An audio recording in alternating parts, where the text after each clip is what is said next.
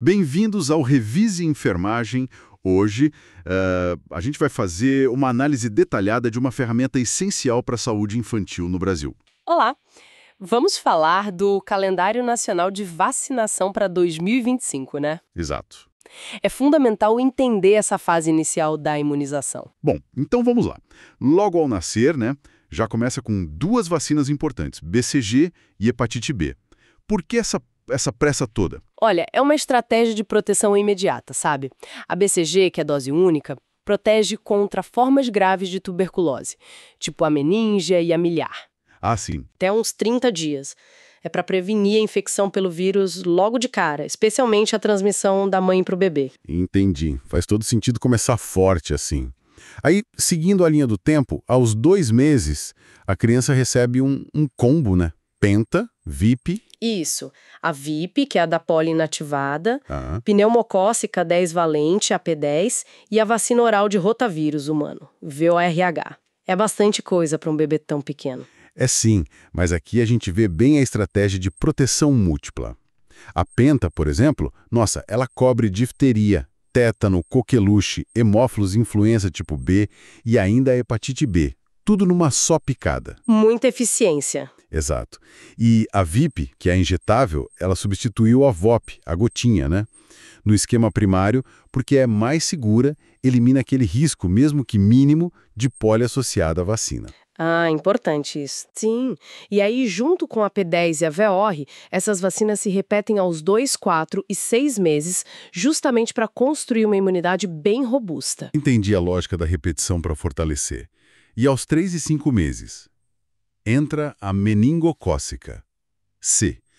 Por que esse intervalo específico?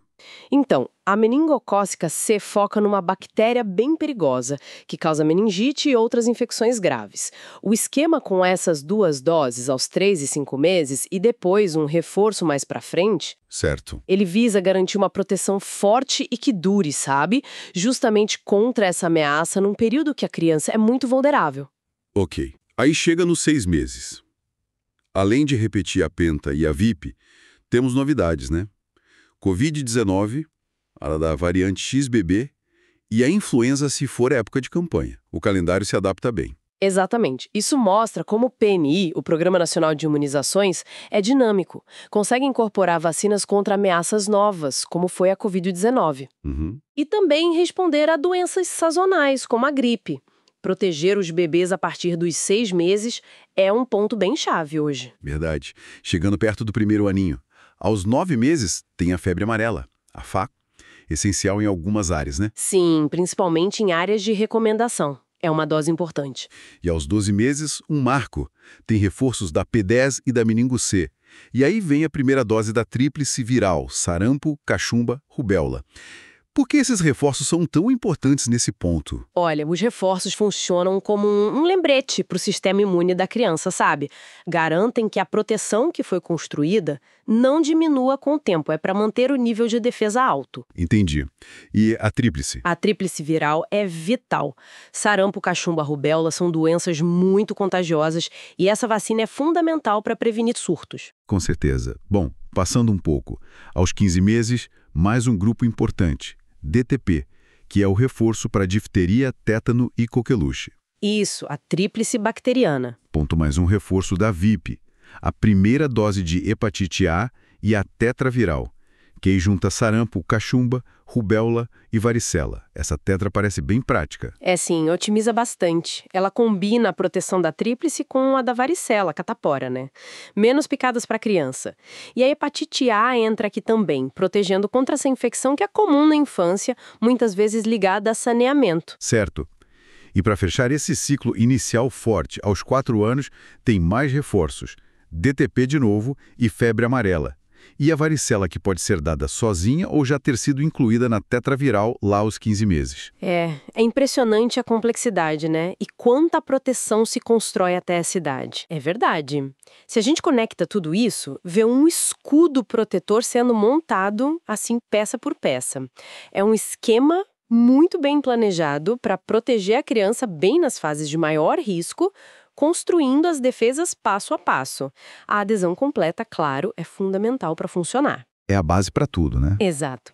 É a base para uma proteção que, como a gente vê em outras partes do material, continua depois com mais reforços e outras vacinas ao longo da vida. Então, para a gente recapitular essa fase super importante, do 0 aos 4 anos, começamos com BCG e hepatite B, logo ao nascer. Uhum. Passamos pelos blocos com penta, vite, P10, rotavírus, meningo C, febre amarela, tríplice viral, Sim. até chegar nos reforços e nas adições importantes como a DTP, hepatite A e a varicela, seja na tetraviral ou sozinha. Isso mesmo.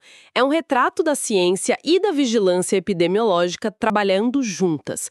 É uma ferramenta muito poderosa para a saúde infantil.